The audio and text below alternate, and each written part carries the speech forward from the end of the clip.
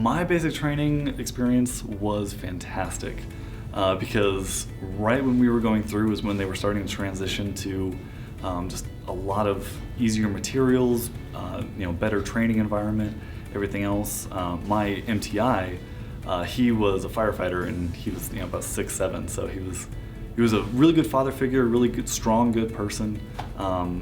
He actually shed a tear when we were leaving because we were his best flight ever.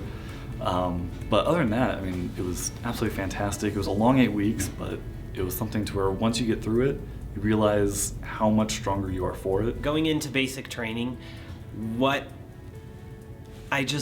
didn't know what to expect. Because of student flight, I had a little idea of what to expect, but I didn't know what it was going to be like as far as the yelling goes, as far as training.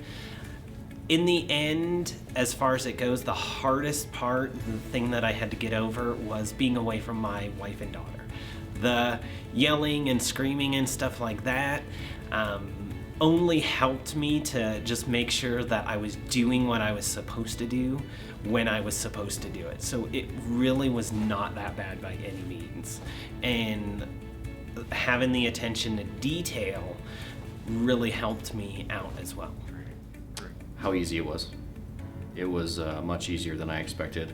I had done all the videos and psyched myself out for it, but it ended up being very easy. It was 8 weeks of your life that you just have to buckle down and get through, but it really was not as hard as I expected it to be. So what was my experience like at basic training? I can sum this up. I thought it was going to be terrible. My MTI, and he was actually he was an MTI instructor.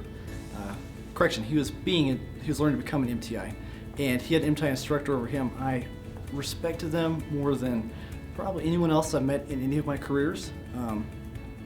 I still love the guy. He's fantastic. He helped me out in so many ways. He gave me guidance. He encouraged me, and I'd heard stories like that wouldn't happen, but him and Master Sergeant Wagner, who was over him, fantastic people. It was a little bit tougher. I did some of the worst jobs, maybe you could say, that you can do in basic, but it really worked out well for me. I was not nervous about going to basic training because I actually wished, when I finished high school, that I could just do basic training because I didn't understand the National Guard and Reserve component of the military, or I would have done this when I finished high school. But I really looked forward to basic training, and I was put in the dorm chief position, so I was in charge of 42 girls. I was the oldest, and so I was like the mom of everybody, but not in a motherly way. I just was able to look out. But I set the pace for a lot of stuff, which was really like a proud, humbling moment. So tech school was a blast. Tech school was really fun. Tech school, I made some of my very best friends, but I also got a great education because you're there to focus, you're there to learn. Like, I have a kid here, so school here, you get distracted. There, you don't have any distractions. You're there for one reason, and you can do it. Just go, and then when you have the chance, you have some fun on the free time.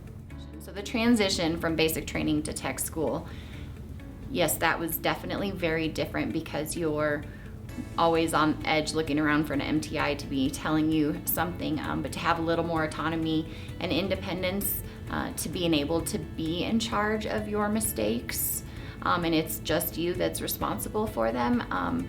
So it was intimidating, but they had done a really good job in basic training to rehearse and practice the way that you're supposed to do things.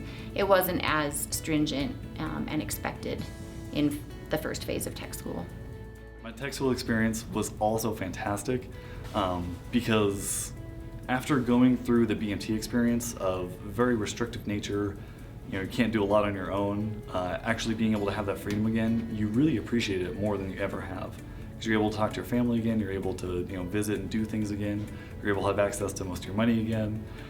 So it's a really good experience. You are in an environment where the only thing you're paid to do is learn.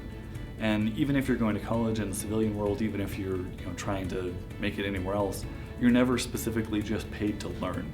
Most of the time you have to pay to learn. So it's something to where if you can just focus on that, you really start to make really good connections with people, with leaders, with teachers, and you just start to develop yourself as a person. It's great. Joining the Air Guard, it is worth it. It is worth it to, it's only 8 weeks of basic training and then a few more months of technical training. That's definitely worth your while, especially if you're getting into a career field that you feel you can use out in the civilian market. Absolutely, it's worth it. You're getting a lot for a few months of your life. It's absolutely the best thing you can do to, if you want to advance your career or advance your knowledge base. Well, believe it or not, I had been a paramedic lead instructor for the state of Montana, and then I got a railroad job making over $7,000 a month, which is great.